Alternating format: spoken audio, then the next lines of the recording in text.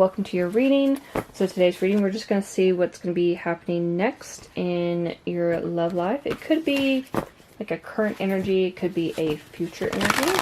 Just depends on when you're watching this, if it resonates. All my readings are timeless though, so just take whatever resonates and leave the rest. Let's see what messages come out for you.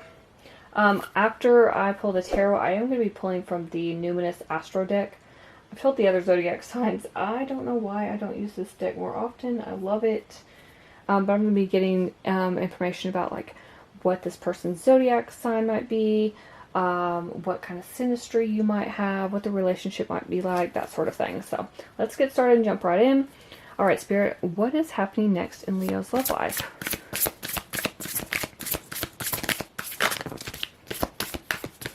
What is happening next in Leo's love life?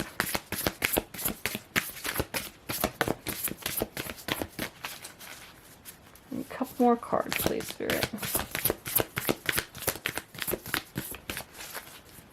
What is happening next in Leo's love life? One more, please.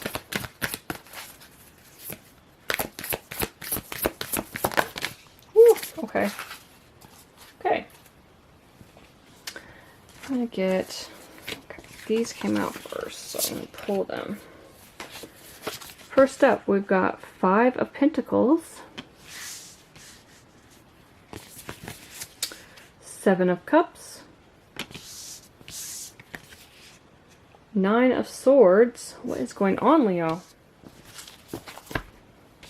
Let's make sure everything, put this down here. Then we've got 8 of Cups.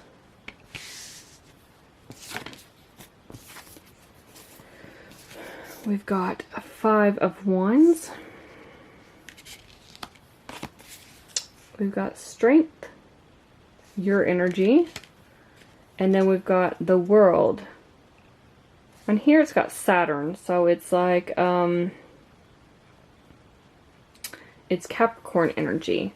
But a lot of decks, it's fixed signs like you, Scorpio, Aquarius, and who's it, Taurus. So it could be dealing with any of those signs. So let's see. Bottom of the deck, 5 of Cups. Alright. Okay, so I feel like you've got a lot going on, Leo, if I'm being honest. There's a lot of sad energy in this pile. I feel like, I don't know if you've gone through a recent breakup. That's what it feels like. Because it feels like you're in your head a lot about this.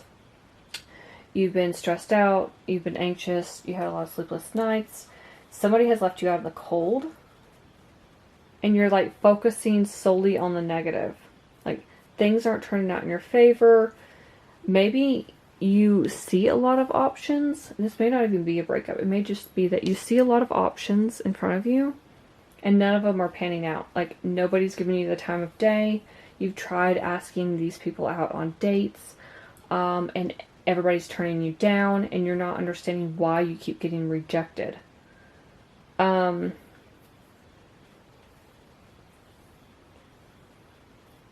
It feels like there's just a lot of, I don't know, like drama, emotional conflict is what I'm hearing.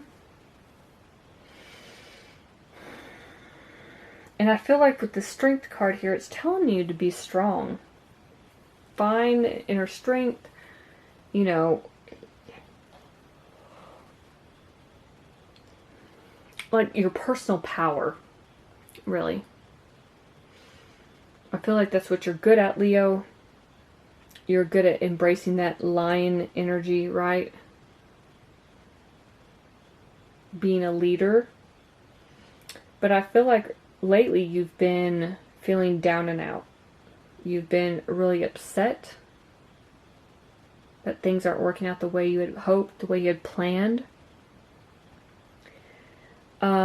It feels like you're trying to seek more in life than what you've been experiencing. It's almost like you're over analyzing these situations and you're trying to figure out what it is you really want and move forward. Like, I think you're coming to the understanding that these things and these people that you were trying to ask out, they weren't working out for a reason. And I know you're going within. You're really trying to look within and figure out why it is you're getting rejected, why nothing's working out. It's almost like you're trying to find that deeper meaning, right? It almost gives me like hermit energy, where there's a deeper aspect to this. I feel like it's hard to be positive in this sort of situation when life keeps throwing you obstacles, keeps knocking you down, putting people and things in your path that don't serve you. But this is for your growth. I feel like you have to go through these sort of events, these obstacles, these bad people, to figure out what it is you really want. I feel like this requires you to really hone in on what you're desiring, what you want from a long-term partnership, if that's what you're looking for. And these people wouldn't have been able to fulfill that, right? And I feel like you're starting to see that, Leo. I feel like you'd focused on the bad, or you're focusing on the bad now, but it's going to turn around and you're going to realize that there are other opportunities, there are other people who are awaiting you, and that one of those people, is going to be the right person for you, your true love, right? But I feel like you have to go through this this bad energy, this low vibe people, so you can go within, find your personal, inner power, that inner wisdom, I guess, and really figure out who you are and what you want out of life. And when that happens, we've got the World here. That signals completion. That's the end of the major arcana. So it's like, then you'll be successful. Then this cycle comes to an end. This talks about success, accomplishments, and spiritual enlightenment. And then you have the freedom to do whatever you want. It's like you'll finally be proud of yourself for going through this. It may suck at the time. We've all been through it. But in retrospect, one day you'll look back and say, well, I'm so glad it didn't work out with that person or any of these other people I dated, because it wouldn't have made me a better person. It wouldn't have made me a stronger person. It wouldn't have, I wouldn't have been able to go within and figure out what it is I'm truly looking for in a partner. And I feel like there's this energy of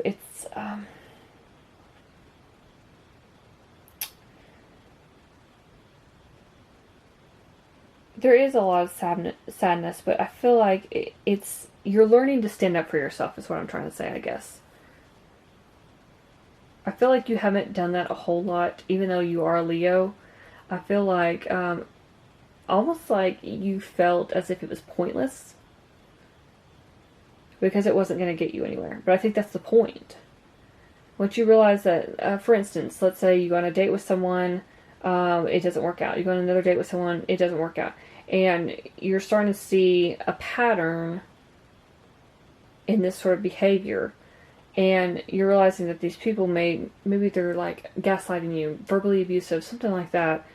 And you're starting to see that these low vibe people are not what you need. And while it brings you down that they might ghost you or reject you or something, you're going within and saying, okay, but I didn't appreciate the way that person spoke to me.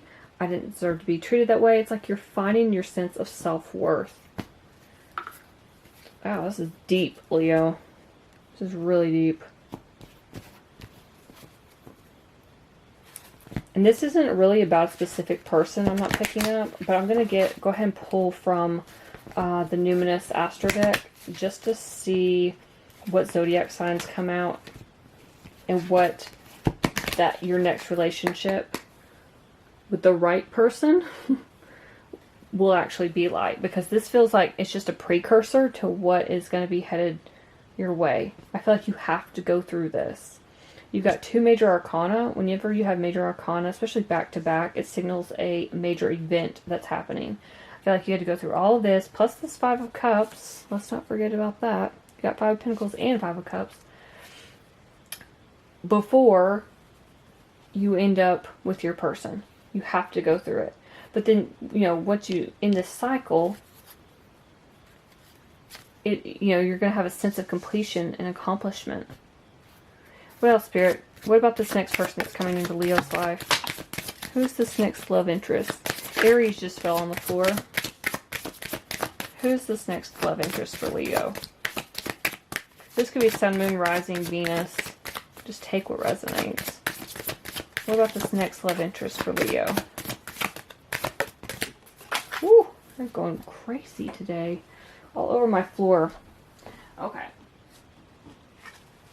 Aries was first. Who else popped out? Also got Mercury and Uranus. So Gemini, Aquarius energy. We've got the Ascendant. We've got your energy, the Sun. We also got Capricorn energy. And interestingly, at the bottom of the deck, I was thinking a minute ago, I didn't even look at the bottom of the deck. I was thinking a minute ago, I was like, wow, we don't really have many zodiac signs. I mean, we've got Aries and Capricorn. And we've got, you know, a couple on here, like you. You came in twice with the Sun and Strength. And then we've got the World here, again with Capricorn. You can see it's actually got the Saturn sign on there. But otherwise, it's not really saying much. And then at the bottom of the deck, we've got the Numinous, which is the mystery card. So I feel like this next person's going to be a mystery to you. That was the first thing that came to mind. I do feel like, though, because these planet cards came out, we've got Aries and Capricorn. So let me start with those. Aries is the first zodiac sign of all 12 zodiac signs. Aries likes to take charge. Aries is a go-getter. And here, Aries is the radical. Very active, self-starting, daring, fierce, assertive, fiery. Yeah, this is going to be, I feel like this person isn't afraid to go after what it is they want. And I think that's what you're going to admire about them, Leo. Because they're like you, right? In that regard. I also feel like with Mercury here, we've got great communication. It's Gemini energy, so could be somebody who's like a social butterfly, somebody who really likes to communicate.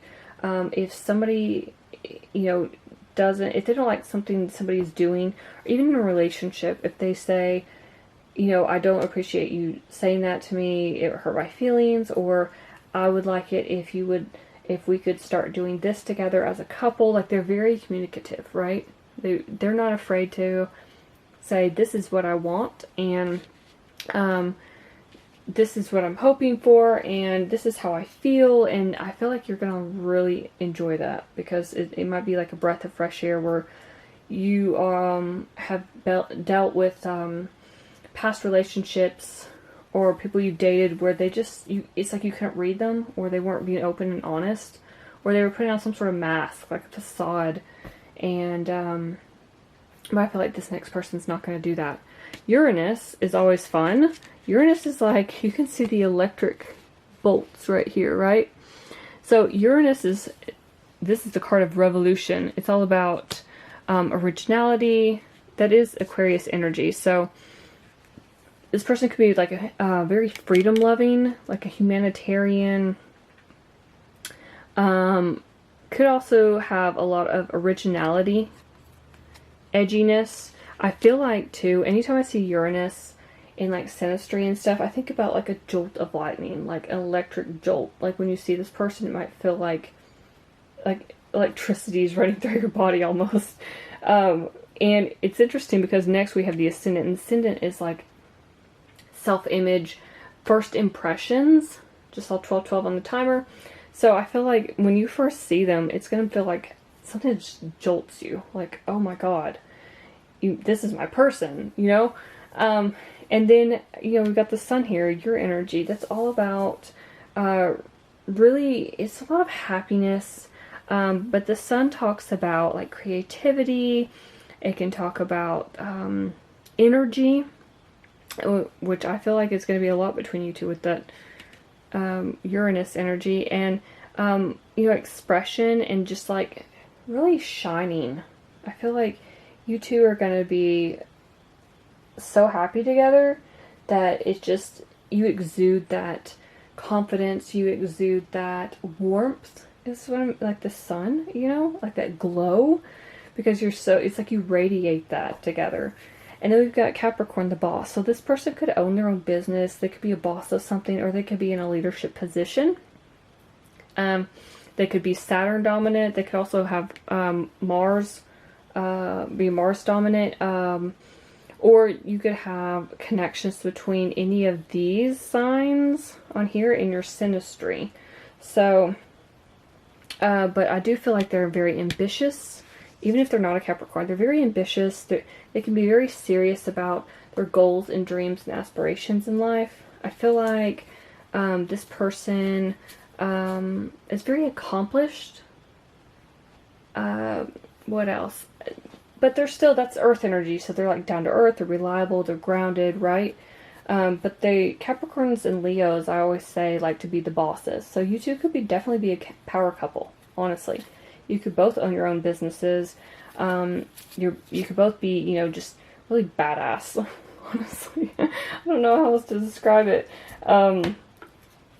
But I feel like you're very, like, it feels like when it's time to work, you get down to work. But when it's time to have fun and be together, you have fun, right? But with this numinous mystery card, it's still a mystery who this person is. It is. It's about just kind of like an inner knowing. Interestingly, one of the descriptions on here is tingling, which makes me think of the Uranus and the electric jolt. Intuition, that sort of thing. I definitely feel like you're going to realize that this is your person almost right away. I hesitate to say love at first sight. I won't really say that. I do believe that some people experience that, but I think for the most part, most people experience like lust, infatuation at first sight. But this could be an instance where it's like a jolt and you're like, oh my God, this is my person. It's like, you know. So definitely could be a love at first sight for you. What else, Spirit? What else does Leo need to know about this next person? This next love interest coming into their life.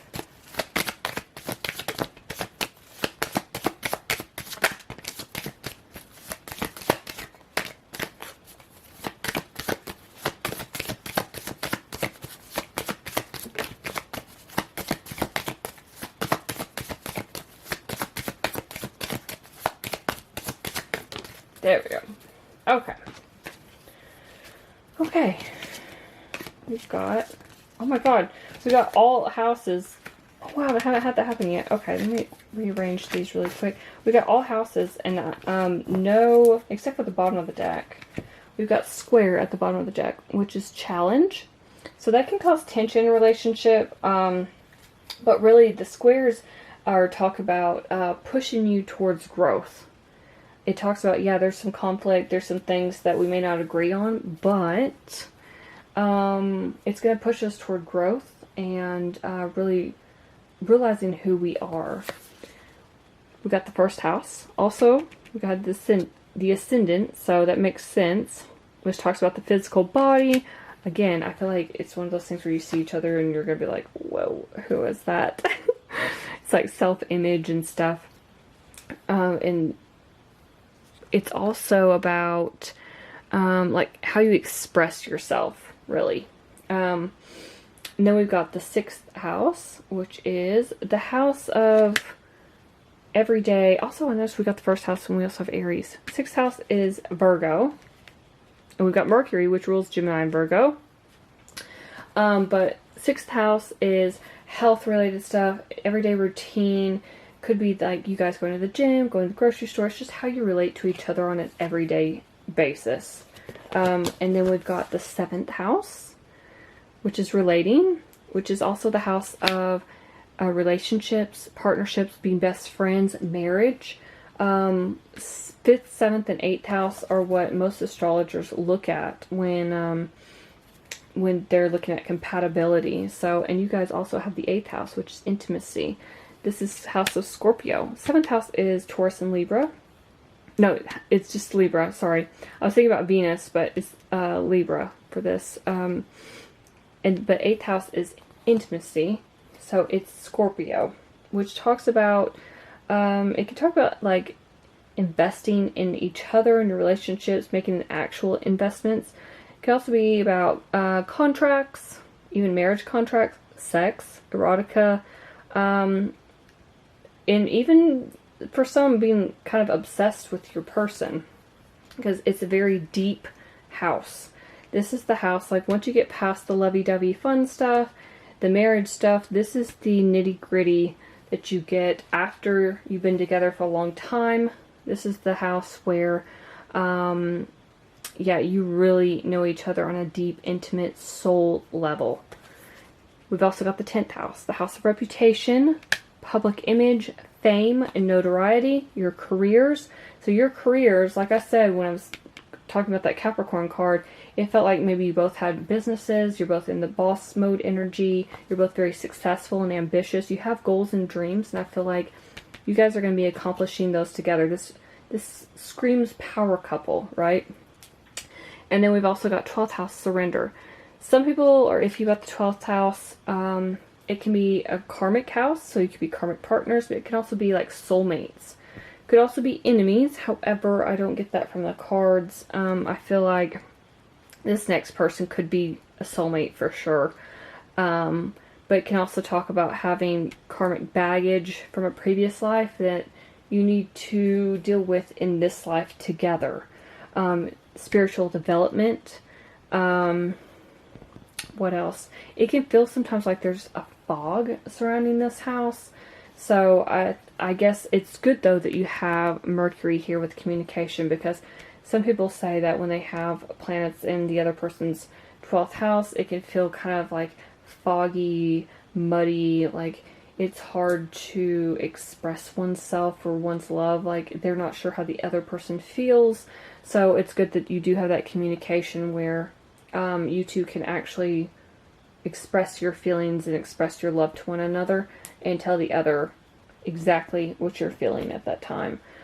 So you don't end up with that foggy Pisces Neptune. Also 10th house is Capricorn energy again, and 12th house is Pisces. So you could have any of these synastry placements, or any of these other like Aries and Capricorn could be strong, or any of these planets in your synastry with this person. Just take whatever resonates. So those are all the messages I have for you, Leo. Hopefully something in this reading resonated. If it did, please let me know in the comments below. I'd love to hear from you. Please like, share, and subscribe. Thank you so much for watching. I'll see you in my next video.